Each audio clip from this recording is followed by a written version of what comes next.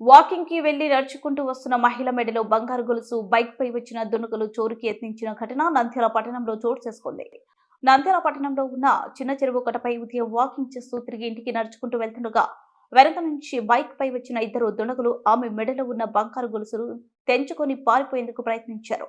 వెంటనే అప్రమత్తమైన ఆ మహిళ గొలుసు గట్టిగా పట్టుకోగా నిందితులు గట్టిగా లాగడంతో గట్టిగా కేకలు వేయడంతో అక్కడున్న స్థానికులు వారిని పట్టుకొని ఎందుకు ప్రయత్నించగా దొంగలు అక్కడి నుంచి బైక్ పై అక్కడ ఆమె గట్టిగా కేకలు వేయడంతో స్థానికులు స్పందించడంతో దొంగలు పారిపోవడం జరిగింది.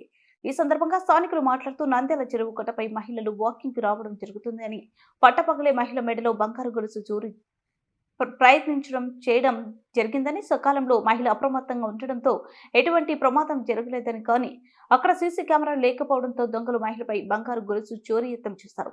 ఇప్పటికైనా పోలీసు అధికారులు స్పందించి ఇక్కడ సీసీ కెమెరాలు పోలీసు గస్తీ ఏర్పాటు చేయాలని కోరారు.